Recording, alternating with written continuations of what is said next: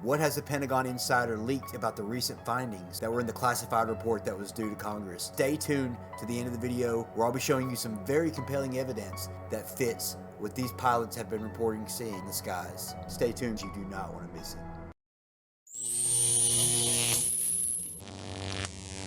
So let's go ahead and take a look at what is in this bombshell report. This morning, top intelligence officials are set to deliver an updated UFO report to Congress. The hope that it'll provide explanations for some of the hundreds of UFO sightings in recent years. Officials familiar with the findings telling the New York Times most resolved cases were caused by weather balloons, trash in the sky, or foreign spying. How much the Pentagon's findings will be made public, officials with the Department of Defense tell NBC News it's committed to the principles of openness and accountability to the American people, which it must balance with its obligation to protect sensitive information, sources, and methods.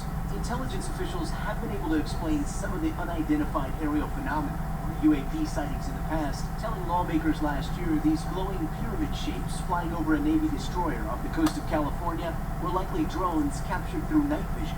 I want you to go and watch this video that's right up there at the top of the screen about what I said, that exact video they were just talking about, in a video, one of my first few videos that I put out on this channel. Military officials now telling the Times this sighting, which appears to show an object flying at incredible speeds, could be an illusion. Whatever is in the video might only be flying at around 30 miles an hour.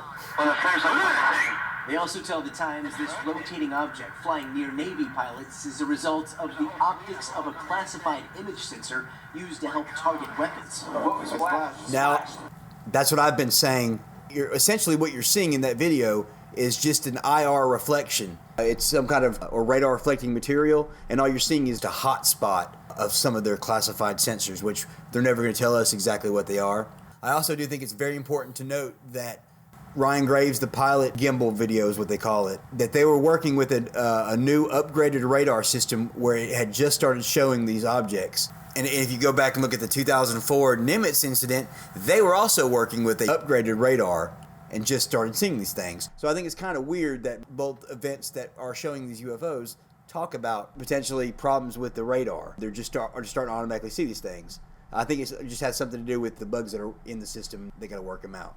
But stay tuned to the end of the video because I'm going to show you something that is very, very compelling and should shed a lot of light on the subject of what's probably being seen by a lot of these pilots. Guys, you do not want to miss it. But anyway, let's finish this video first. There are sightings that remain unexplained, like the videos captured by airline pilots earlier this year showing lights flying for hours near the Big Dipper, which some analysts say could be satellites. Still, defense officials say many sightings remain unidentified because there is often not enough information collected during the encounter, telling us there is no single explanation that addresses the majority of UAP reports, and we will not rush to conclusions in our analysis. Of course, that's smart not to.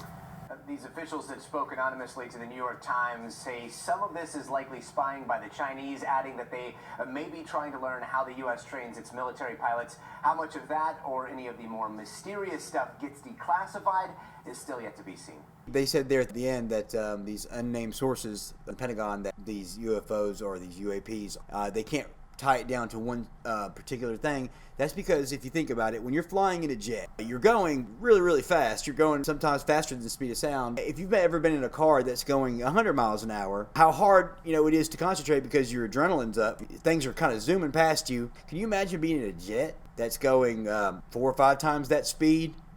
And just a little blip of something just pops up and you see it, you're not going to know what that is. These pilots are trained observers. I know that they are some of the best pilots in the world, and the job they do is awesome. They do an awesome job. But sometimes in the heat of the moment, your mind can play tricks on you. Right now, I'm going to show you what I think that is being seen by a lot of these pilots, and it ties in perfectly with this. So without further ado.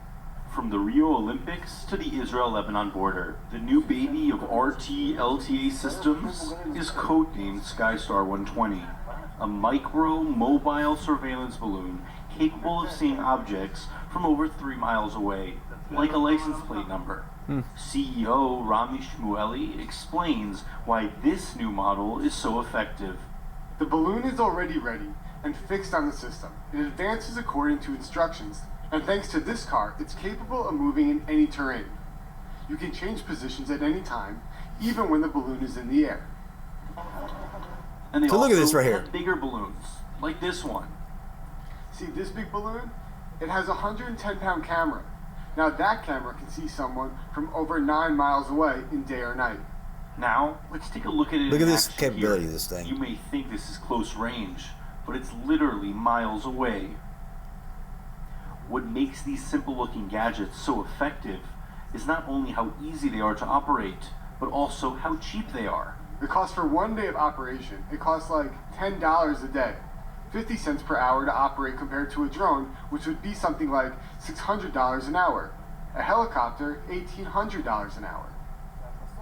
For that reason, RTLTA Systems has customers worldwide, from Afghanistan to Canada, military and civilian. It was used to film the Pope's visit to Colombia, even a Madonna concert. But for now, in Israel, you can see the SkyStar 120 surveillancing the Israel-Lebanon border, watching over IDF activity and maybe Hezbollah. And if you go back to the Nimitz incident, they reported something that was in the ocean, right? Something big, looked like an airliner.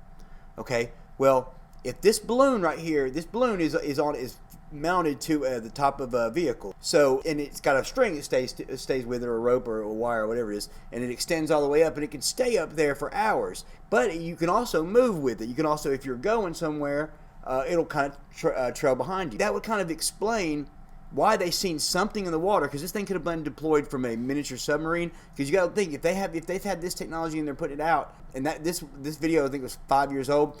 If they're talking about that technology then, can you imagine what the military has had? They've probably had it for a many number of years, and a foreign military could have had it. So what I think has possibly happened with this Dave Fravor incident, a form of this was utilized at sea from some kind of a submarine or something that was trying to surveil our pilots at 25,000 feet. It's going to look, something 40 feet long. It's going to look like it's kind of dancing around. Dave Fravor's coming down, probably hit it, because hitting a balloon in an F-18 a Super Hornet, you're not going to notice anything, and it probably fell back down into the ocean. They don't know where it's at. It's not definitive that that's what it is, but more than likely, from what the Pentagon has said, like I have been saying, we're seeing nothing special. It would be great if we were, and I'm not saying that there's not alien life out there. I'm sure there is alien life. It's crazy to think there's not, but I don't think they're visiting here, and it's very, very slim chance that they are. I think what's going on is people's minds are playing tricks on them. It just kind of gets into this story that just starts growing. Oh, it became this tic-tac, and it was doing this and this, and pair it with what he said, so I'm not left out of the conversation, or so I'm not going to have a story to tell everybody. Because a story to tell everybody is a lot better than not having a story. So anyway, guys, that is the video I have for you today. It's a little bit different than my normal content or what I've been doing content, but I'm going to try to cover this topic a little bit more as this story develops. I appreciate you guys watching the video. If you would, please hit that subscribe button. Maybe leave me a like, leave me a dislike, put a comment down below, share the video if you would. Thanks.